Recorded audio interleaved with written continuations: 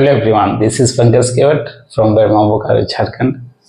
और काफ़ी समय के बाद क्लास में अटेंड हो रहे हैं या फिर वीडियो क्रिएट कर रहे हैं क्लास वाले।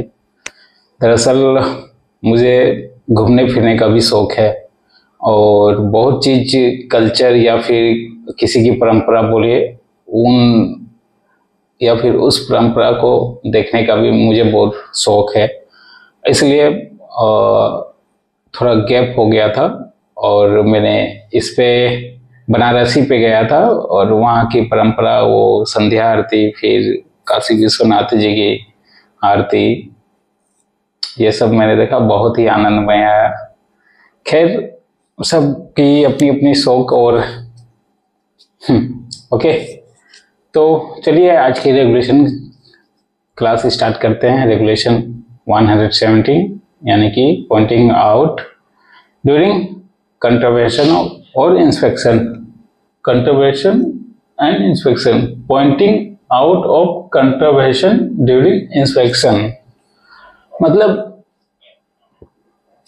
ये रेगुलेशन क्या कहता है, अगर आप किसी माइंस चला रहे और डीजीएमएस की जो नॉर्म्स बनी हुई है, नियम बने हुए हैं, कानून बने हुए हैं, उसके अंतर्गत आपकी माइंस नहीं चल रही है या फिर उस नियम का आप उल्लंघन कर रहे हैं, तो फिर आप सस्पेंड हो सकते हैं या फिर आपको फाइन लग सकती है।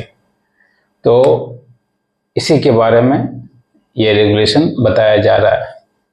ये कंट्रवेंशन मतलब क्या होता है, बहुत सारे स्टूडेंट को शायद वर्ड मीनिंग या फिर हिंदी की समझ आती होगी बट इंग्लिश में ना।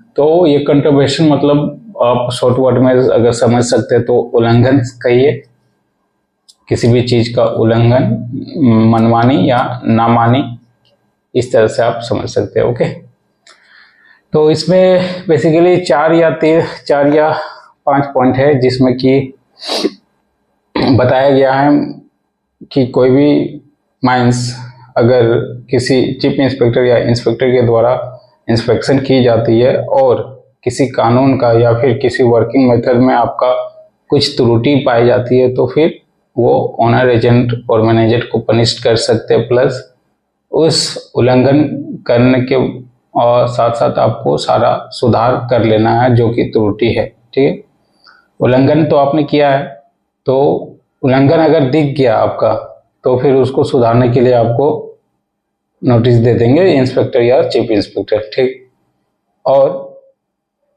सेम डे से उस उल्लंघन की जो डिटेल्स है या फिर आप उसको बोले कि इस सेंटेंस से जो पॉइंट उभर कर आता है, निकल के आता है, वो सेम डेट से नोटिस बोर्ड में लग जानी चाहिए।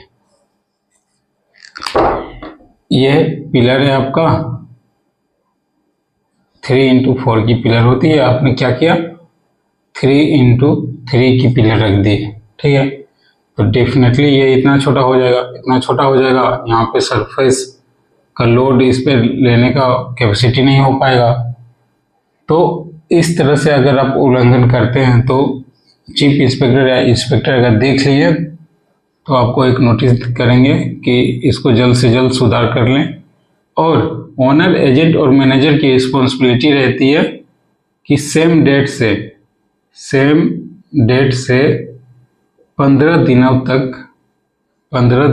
तक वो नोटिस लगा हुआ चाहिए। कहाँ पे, नोटिस बोर्ड पे। और विद इन 15 दिनों तक ये जो आपने गलती किया है वो सुधार हो जाना चाहिए। यानी कि सुधार को क्या बोलेंगे,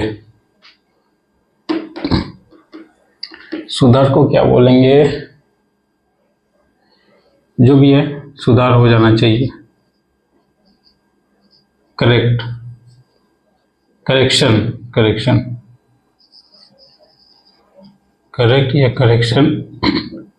हो जाना चाहिए।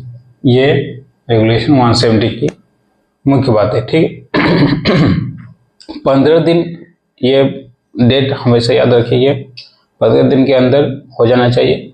प्लस कोई भी इंस्पेक्टर या चीफ इंस्पेक्टर आपकी माइंस को विजिटिंग करता है तो जो भी उसमें बात रखी गई है या फिर जो निशा निर्देश दिए गए उनकी जो रजिस्टर्ड होगी या फिर बीपी यानी कि वन पेज बुक होगी, वन पेज बुक इसमें आपको मेंटेन करना है। और ये वन पेज बुक आपको 3 साल तक रखना है और प्रत्येक वन पेज बुक में 3 कॉपी करनी होती है, जिसका पहला कॉपी आपका ऑफिस ऑफ द माइंस में रहेगा, फिर दूसरा कॉपी स्वयं रखेगा यानी कि ऑन कॉपी होना चाहिए, और तीसरा कॉपी चीफ इंस्पेक्टर या इंस्पेक्टर के ऑफिस में जाएगा। शायद ये देखना होगा, बट 3 कॉपी आपको रखना है, ठीक। 3 साल के लिए वन पेज बुक मेंटेन होना चाहिए। 3 साल तक आपको ऑफिस में रखना है। अगर बीपी बुक आपका खत्म हो जाता है फिर भी आपको 3 साल तक कंटिन्यू रखना, और फिर नया बुक जब आएगा उसमें आपको एज इट इज वर्किंग में लिखते चलते जाना है। तो ये इतनी बातें हैं। तबीयत भी खराब हो गई है, सर्दी जुकाम हो गया भीग के मैंने। ओके, तो चलिए रेगुलेशन देखते हैं। अच्छा हाँ, एक फॉर्म आता है, इसमें फॉर्म 6 में भी मतलब ये जो pointing out contribution during inspection है, ये किस फॉर्म में जाएगा? ये फॉर्म 6 में जाएगा। ओके, एक चीज और कि कोई भी इंस्पेक्टर आपके माइंस विजिट करते हैं तो वो 3 दिन पहले आपको पीरियड नोटिस देगा, ठीक। बट इस रेगुलेशंस में लिखा गया नहीं है कि 3 दिन पूर्व ही आपको नोटिस मिलेगा, बट ऐसा नियम है कि 3 दिन पहले आपको नोटिस मिलेगा कि भाई हम लोग आ रहे हैं इंस्पेक्शन के लिए। ओके, तो चलिए रेगुलेशन देखते हैं, रेगुलेशन क्या कहता है।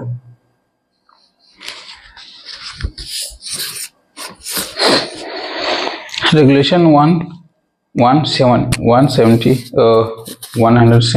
pointing out of contravention during inspection. If the chief inspector or inspector during his inspections of any mine find or comes to know about contravention of any of the provision of act or the regulations, rules, by law or order made thereunder, कोई भी rules by law या order जो chief inspector या inspector देते हैं और वो inspection में आए हैं आपकी माइंस में, और वो ऑर्डर्स या रूल्स बाय लॉ को अगर फॉलो नहीं किया गया होगा आपका माइंस में, तो he shall enter such contribution and interleaved page and bond book register maintained in a form as may be specified by the chief inspector for the purpose, and also point out such contribution to the owner agent manager if present on the spot। तो आपको भाई notice लग जाएगी, और inspection के during honour agent या manager आपके सामने मतलब चीफ इंस्पेक्टर या इंस्पेक्टर के सामने प्रेजेंट है तो करेंटली वहीं इंस्पेक्शन या फिर निर्देश दे देंगे। ओके, सेकेंड पॉइंट कहता था चीफ इंस्पेक्टर और inspector making the entry of contribution in the register refer to sub regulation 1 shall duly sign such entries days and carbon copy take entry. वही BP अगर inspection में आपकी mines में कोई आते चीफ इंस्पेक्टर या inspector आते हैं तो वन पेज बुक मेंटेन करना है, उसमें साइन करना है, डेट भी करना है, और क्या क्या उसमें खामियां देखी गई है और क्या सुधार हुआ ये भी मेंटेन आपको करना है। Provided that the chief inspector और inspector need not enter contribution which requires confirmation after a survey or further examinations, and he subsequently intimates owner agent explaining the contribution of the confirm also contribution which were by the intermediary not entered in the said register। Okay, जो मैंने बात कहा वही है। Provided that एक और point इसमें लिखा है, provided that the entry made in registered absence of entry therein, also communication presence of the first provisions or absence of thereof shall not in any limit duties or obligation of person under the act or regulations ruled by order and their made under। मतलब कह रहा है कि entry made in registered or the absence of entry therein, as also communication in presence with the first proviso or absence therefore shall not in any limit duties obligation of persons under the act of the। मतलब आप option चल रहे हैं तो उसी समय आपको communicate किया जाएगा कि भाई आपने गलती बनाया, उसको सुधार कर लीजिए, ठीक। उसके बाद when entry is made in registered, और जब भी इंस्पेक्टर या चीफ इंस्पेक्टर आपकी माइंस में एंट्री करते हैं तो रजिस्टर में क्या क्या मेंटेन करना है उसके बारे में बता रहा है। पहला, the owner agent and manager shall be each deemed to know what is the content in the entry.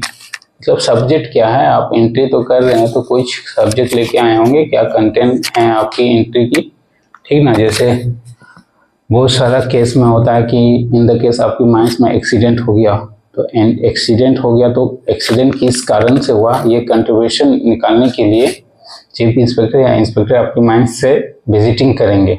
तो उस विजिटिंग का सब्जेक्ट आपको मिल गया कि भाई एक्सीडेंट हुआ, उसके अगेंस्ट में वो उन लोग देखने आ रहे हैं, तो ये आपका सब्जेक्ट यानी कि कंटेंट हो गया, ठीक। उसके बाद a copy thereof shall be display within 1 day of the date of such entry on notice of the board और नॉट लेस देन 15 days। और बताया था सेम डेट से आपको नोटिस बोर्ड में नोटिस लगा देनी है कि चीफ इंस्पेक्टर आए हैं, उनके द्वारा ऐसा ऐसा वर्किंग मिला है, इसको 15 दिन के अंदर नोटिस रहनी चाहिए और 15 दिन के अंदर आपको सही सलामत सब चीज कर लेनी चाहिए, ओके। उसके बाद कहते था ओनर एजेंट और manager of mine shall be return 1 copy within a period not exceeding 15 days from the date of entry. Chief inspector और the inspector who made the entry remark thereon showing the action taken remotely contribution date on such actions was taken, okay. तो वही 15 दिन के आपको सब चीज okay कर लेना है, यानी कि एक्शन में इमीडिएटली आ जाना है और उसको ठीक करना है। उसके बाद रजिस्टर्ड सोल, अब इसमें रजिस्टर्ड के बारे में कुछ पॉइंट है। Be kept available for inspection in the office of the mine period at last 3 years of date of making last entries। मतलब 3 साल तक आपको कंटिन्यू रखना है, मैंने बताया था ना 3 साल रखना है रजिस्टर्ड एंट्री की रजिस्टर्ड, और उसमें क्या पॉइंटिंग आउट कंट्रीब्यूशन निकला वो कब तक, 3 इयर्स तक। अगर बॉन्ड पेज बुक आपका भर जाता है तो उसको कंटिन्यू 3 इयर्स, उसके बाद नया बॉन्ड बुक नेक्स्ट सिरे से काम होगा। Not be removed therein before expiry of the said period except by the provisional approval in the return of the regional inspector।